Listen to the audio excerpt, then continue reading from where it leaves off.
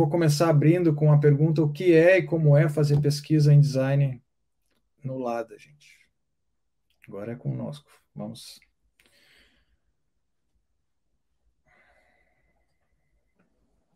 Alguém gostaria de começar? Tem algum insight? Eu gostaria de ouvir as pessoas, as doutoras e doutorandas que estão aqui antes de falar, então não sei se vocês animam de começar a puxar a conversa. Maravilha. Bom, gente, vai ficar um silêncio constrangedor na live, não pode, né? Então, vou começar a falar, já que o meu texto tem bastante a ver com isso, né? E eu acho que uma coisa que foi muito importante de estar no ambiente do Lada foi que a gente tinha assim uma dinâmica de ler juntas e de pesquisar juntas e de se conectar por meio dessas leituras e dessas reflexões de uma maneira muito intensa, que a gente fazia isso é, todas as semanas durante muitas horas e a gente acabou criando um corpo crítico mesmo de bibliografia e de reflexão e de leitura mútua que a gente ficava se lendo, né? E lendo para as outras pessoas aquilo que a gente estava fazendo com uma frequência grande e não só no ambiente da ESD, como fora, né, que depois ficaram conhecidas como cervejas críticas. Então, a gente estendia esse ambiente de pesquisa, né, para muitos lugares, e isso fez com que quando a gente olha o livro, eu acho que a gente consegue perceber assim que tem uma coesão, né, de grupo que vem dessa experiência. E então é um ambiente assim que permitia também coisas que às vezes a gente ficava assim, né? Eu às vezes falava, caramba, estou fazendo aqui um negócio muito doido, desenhando uma teia. E aí isso acabou virando uma coisa que eu fiz lá atrás, em 2017, virou uma parte essencial da minha pesquisa, no final das contas, da tese. Então, assim, lá quando eu entrei no doutorado, eu ficava pensando isso, caramba, que coisa doida, e depois isso teve desdobramentos que nem eu achava que ia ter. Então, acho que tem esse espírito, né, de grupo que a gente acabou formando durante aquele período, que fez com que fosse uma experiência de pesquisa muito, muito intensa. Muito rico desse período também, acho que foi a nossa prática de escrita, sabe? A gente se propôs a escrever a muitas mãos, abrir um arquivo no Google Docs, que a gente fazia com muita frequência. Eu acho que não é todo mundo que é tão desapegado com texto como a gente aprendeu a ser, né? Na época que não tinha ainda o comentário de fulano é vermelho, o outro é verde, né? Todo mundo sem saber exatamente quem escreveu qual parte. E a gente se colocava ali no texto e deletava o texto do outro e foi aprendendo a construir o que a gente estava pensando juntos, né? E colocar para fora também juntos a partir do texto. Acho que a leitura é fundamental que a gente tivesse essas discussões, senão a gente não conseguiria escrever juntos. Mas a prática da escrita coletiva também foi fundamental, assim. Para a gente, inclusive, conseguir pensar outras escritas, né? Coisas que eu e Paula, por exemplo, fazemos nas nossas teses, né? Sempre... Acho que o fazer junto, acho que constrói a gente enquanto laboratório nesses anos todos, assim. Acho que não é à toa também que a gente fez esse artigo juntas também, né? No livro, acho que é o único capítulo, talvez, que tenha sido escrito em parceria e por pesquisas, talvez, que são, né, diferentes. Eu tenho uma pesquisa, a Mariana tem outra, mas a gente viu uma proximidade muito grande, né, de encontros ali nas pesquisas. E a gente acabou escrevendo esse capítulo juntas, eu acho que muito também em função, talvez, um reflexo dessa prática, né, de uma escrita já muito coletivo, né, essa prática de escrever junto com outras pessoas, né, enfim, desse arquivo que vira essa loucura.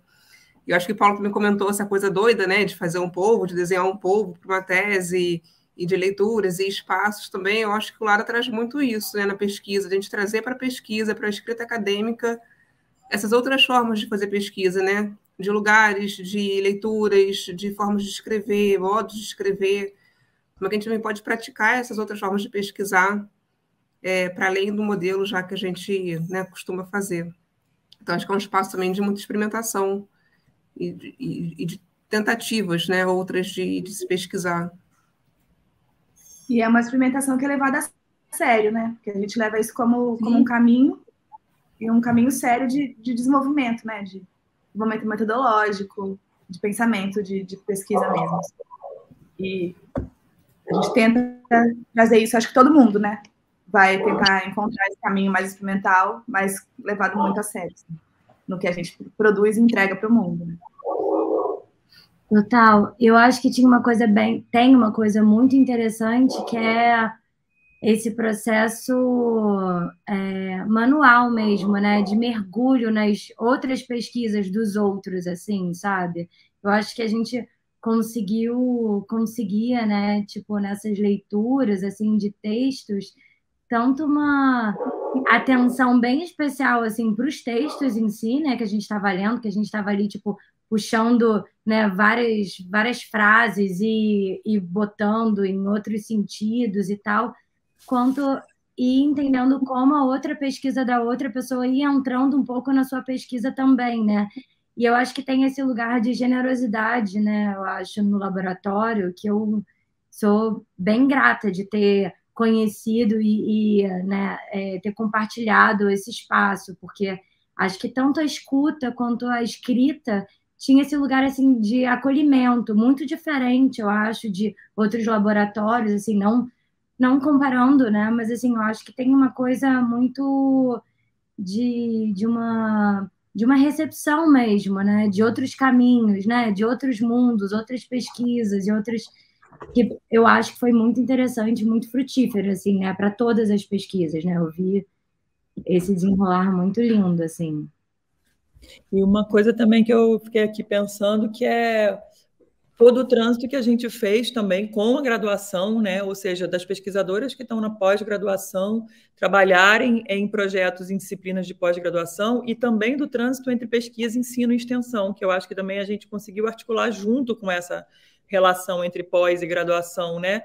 De alguma coisa que Bárbara e eu, a gente percebeu que a gente estava fazendo quando a gente já estava fazendo, né? Então, que virou não tanto um programa de ação, claro que a gente tinha essa intenção, mas de que, de fato, isso aconteceu, que era a gente levar ações extensionistas para dentro da sala de aula de graduação, ou tirar os alunos de graduação da sala de aula por conta de ações extensionistas feitas com parcerias que a gente foi desenvolvendo, e de estar junto com alunos de pós-graduação nesse esforço, né? Então, a pesquisa acabou sendo também muito feita a partir dessa prática.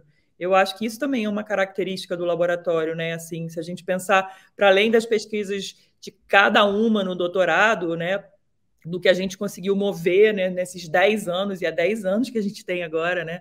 Do que a gente conseguiu mover, acho que tem esse trânsito muito forte com a graduação. E a gente vê mais recentemente, inclusive, e já a nível de doutorado também, mas muito de mestrado, pessoas que fizeram iniciação científica no laboratório fazendo processo seletivo e virando mestrandas e doutorandas, né? Então, a gente vê esse retorno desse trabalho de base de pesquisa do laboratório na graduação acontecendo hoje no programa de pós-graduação, né?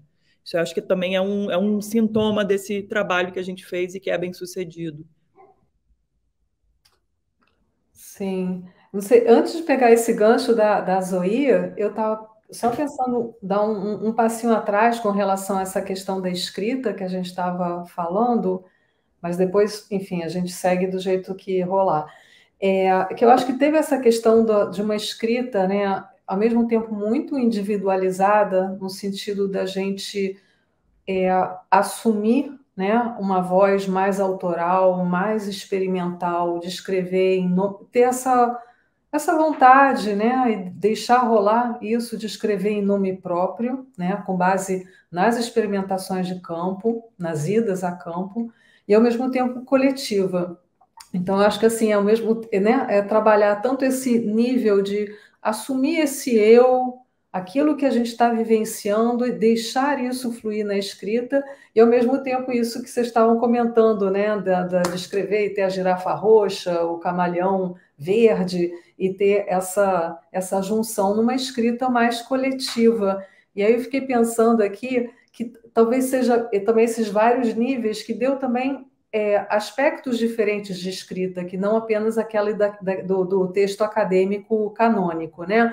Então, eu acho que rolou muitos ensaios, né? Eu acho que no livro tem ensaios, tem momentos ensaísticos e tem esses momentos mais especulativos, porque essa coisa acho que não me lembro quem botou aqui no chat, da girafa roxa e do camaleão verde, acaba automaticamente gerando umas coisas meio especulativas e fabulativas, né? Então, assim, isso só para voltar atrás naquilo que vocês estavam comentando da escrita.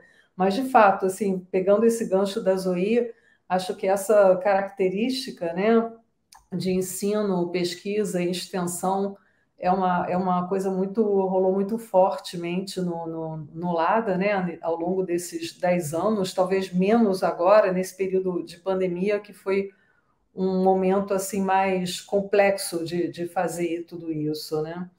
Mas, enfim, deixa aí, botar a bola de volta para o campo aí.